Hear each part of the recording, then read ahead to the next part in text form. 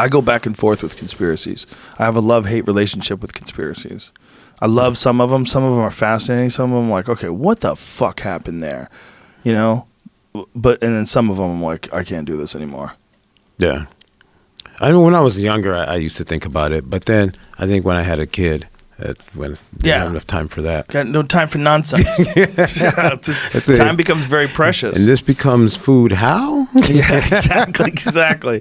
Not over here worrying about the fucking Illuminati. I don't even know what that means. What's the Illuminati? Yeah, exactly. I'm busy. I gotta go.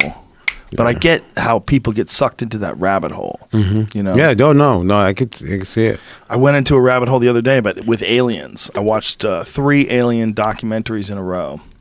I watched this one on Bob Lazar, who was a guy who claims that he worked at Area 51. It's very compelling, very interesting. Is that the top? That's the one you would suggest? Yes, that's the one I would suggest. It's called Area 51. Bob Lazar, Area 51, and Flying Saucers, I think it's called. It's on iTunes. I'm gonna write it down.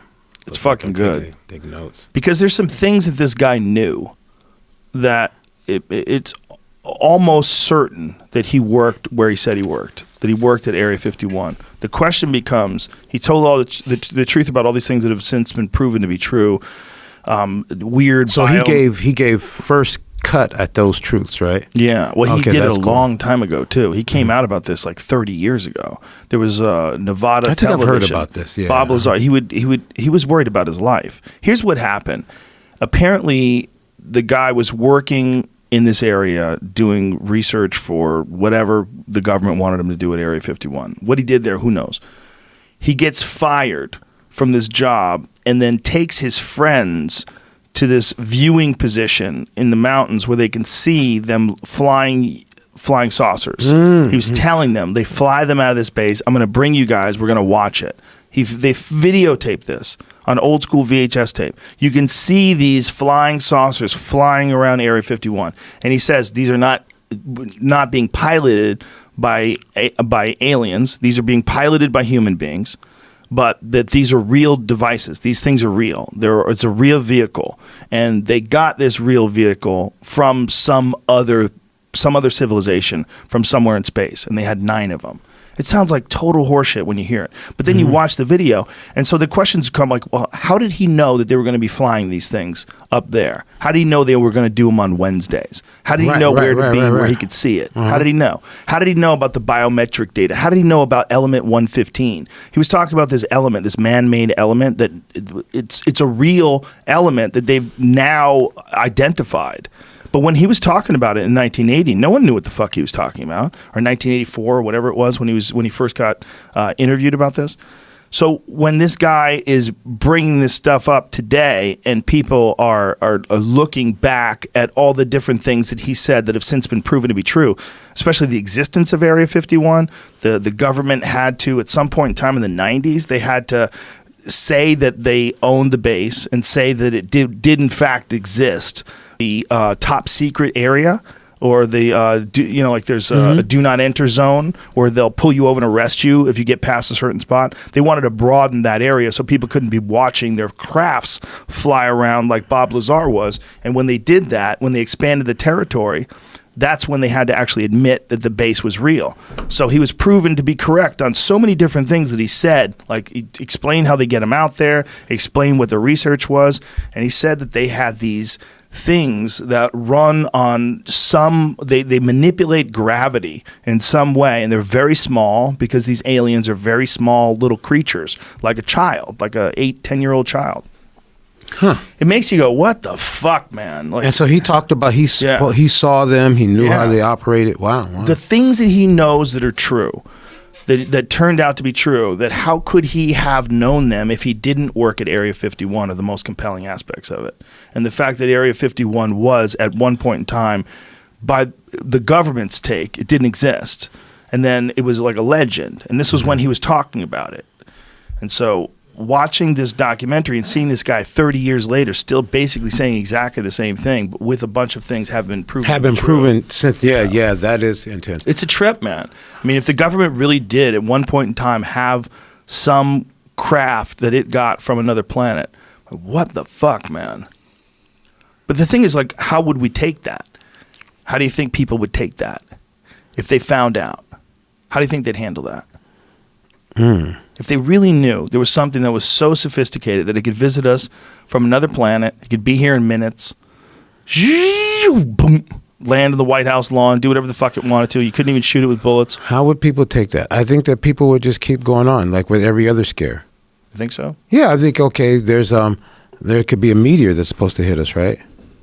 Right. I mean, how would people take it? I mean, that's what they're saying. They're saying it could happen. I think it would be a fuck fest in the streets. Yeah, but they say it could happen. I mean, right. you know, if you saw one coming. Yeah, but I'm saying not if you saw one coming, because you don't see the alien coming. If people realize that, yeah, these guys could show up, right?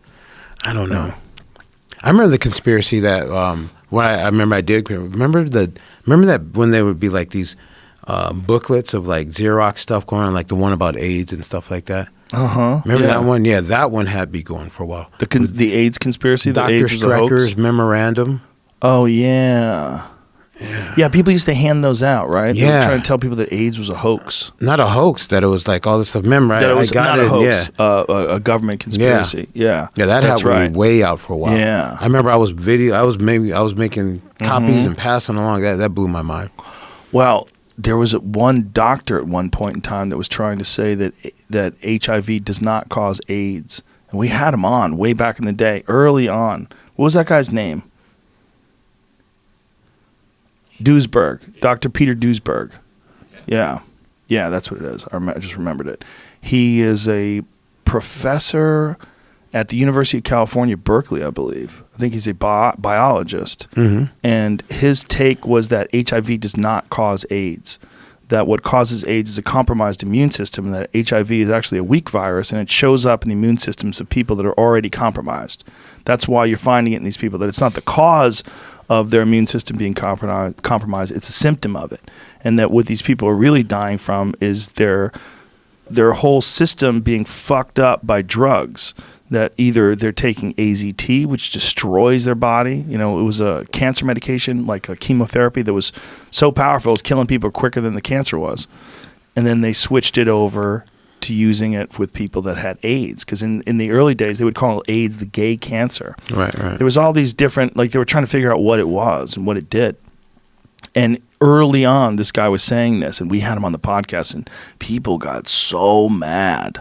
They were so mad, giving this guy a platform to spread his propaganda and his lies. And I was like, wow. But he is a professor, right? He has done like legitimate cancer research. He's, you know, I mean, don't you want to listen to him? And I wanted to get someone on to debate him, but nobody wanted to debate him. It was like trying to get someone to debate a Holocaust denier. Like nobody wants to give them the platform. Nobody wants to talk to them, which I understand. But those kinds of, I mean, it's very highly unlikely that all these doctors are incorrect and are hiding the fact that HIV, you know, and then now the fact that they've got these HIV medications that basically they can take people and make them HIV negative now, right? Didn't they have like a couple people have tested HIV negative after new medications? Yeah, I don't know. I'm too stupid. Too stupid to understand what's really going on. Yeah, that's for me. I know that I'm not, like when I watch some of those things, you know, some of them they'll like lead off with these statements, and we all know, and we know this. I'm like, I don't know. I don't know. Yeah, I don't know. Yeah, there's too much to know. Yeah. How did we get in the subject of AIDS? I don't know. We're talking about conspiracy theories. Oh yeah, and that was the one that that one when it was out back in what 89 or something, 88, when those little pamphlets were going around. Yeah, I was like, yeah. Well, marijuana and conspiracies go together like cookies and milk. Yeah. Right. There's nothing like weed that starts your gears turning, and you start thinking. That's why a lot of people start thinking conspiracies are against them too. Right? You get high and you start thinking that the world's closing in on you. Everybody's watching you. Surveillance. But you probably don't feel like that when you get high? No, I'm okay. Yeah. I do sometimes. I kind of like it, though. You know why I like it? Because it ends. And when it ends, you feel great. It's almost like a brutal brain workout.